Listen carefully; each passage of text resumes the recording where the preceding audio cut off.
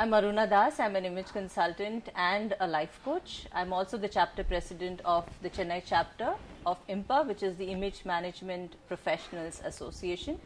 As part of Women's Day celebration, we are interviewing 3 women of substance, prominent personalities rather, in Chennai. And it's a pleasure to welcome Dr.Prithika Chary, who is a neurologist, a neurosurgeon, and one of the famous neurosurgeons in India. Also an image consultant, so it's even more a proud moment to interview Doctor. Doctor, welcome. Being an image consultant and also seeing the world through a doctor's lens, how important is managing your image in today's world, and why do you think so?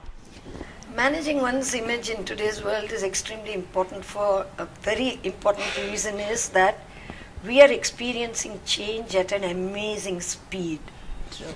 And first impressions are very, very important, and they're lasting impressions. Very true. So it has to be appropriate and it has to be authentic. Excellent. So, Doctor, do you think that how you present yourself has a strong impact on how people think about you? Certainly, because if you see a sloppy person, you assume that there's sloppiness in everything that they do. A neatly turned out person who is appropriately dressed and who's groomed well makes you gain confidence in them with whatever dealings you have with them, and it actually builds trust. Yes, yes. Whereas if a person doesn't bother with them the way they look and is not really interested in presenting themselves well, you think they're likely to carry that to everything they do. Right. It just moves on to everything, every part of their life as well. Else. Wow. Very well said. Do you agree that one's clothing, grooming, etc. should be appropriate to their professional roles, goals, or occasions? And if so, why do you think so? See, personal style can be a fad. It can be trendy. And it can be very personal and individualistic to the person. I believe that personal style has to have the person in it. Very true. If you get what I mean. Yes. It should reflect their value system. It should reflect the fact that they can be stylish with what they are wearing or how they are looking. And they should be stylishly comfortable in what they are groomed in or dressed in. And it also has to reflect their lifestyle. Now, as a doctor, there are certain, I wouldn't probably wear shorts and go to work. True. Yeah. You see? Yeah. So, but shorts may be appropriate for a fitness consultant. In fact, if they wore a sari and went, they look stupid and silly. True. So it has to be appropriate to whatever profession you do.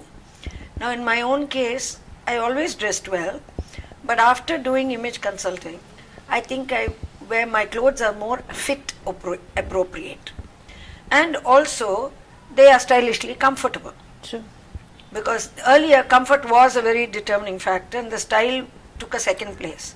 But now the two together, and that's how I feel that becoming an image consultant, those things have improved in me and people have noticed it. I've seen the change as well, and you look gorgeous. Thank you. So I've seen you play different roles. You're also a public figure. I have always wanted to ask this question to you.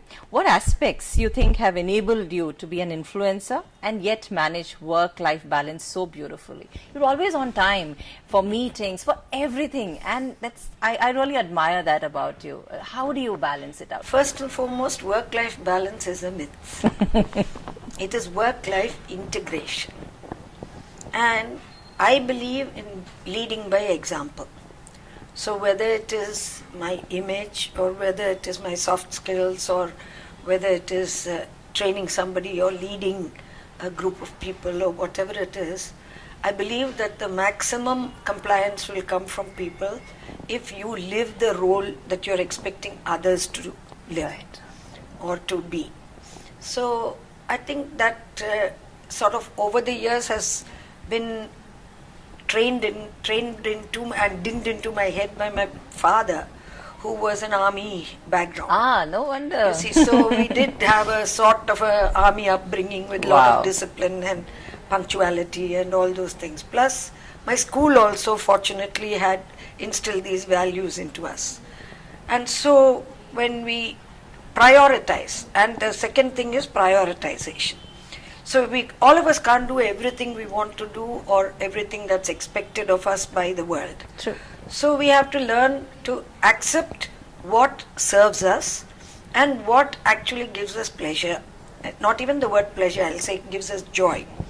And you have to have your priorities straight, in the sense the important ones like health, family, relationships, and if in the case if you're working, the work, you have to give each one the right level of priority. If you try to make everything of equal priority, it's never going to work, because none of us are superwomen. Though many women try to be superwomen, and in a way I think we are, but I think that only frustrates us and stresses you out. So you just set your priorities. What have been the factors that have successfully motivated you to reach this level? Recently I was quite sick, but it was very important for me to have hope, faith and patience throughout the whole illness, because that enabled the resilience to show through. True. And so I could bounce back. True. And I see a stronger version of you. Exactly. I bounced back, and you always emerge more courageous, more strong, more, more comfortable.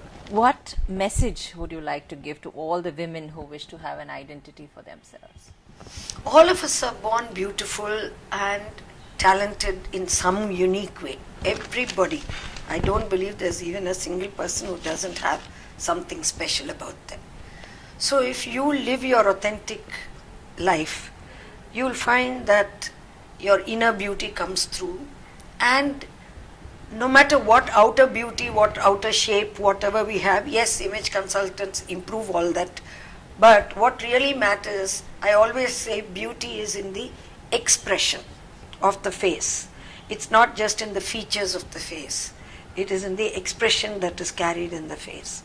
So if you do that, you will find joy in all that you do, and you will be happy in your daily life, and learn to celebrate every little victory, because sometimes there's nobody else to celebrate it for you. You learn to celebrate it yourself. Then whole of life becomes a celebration. Wow. Thank you.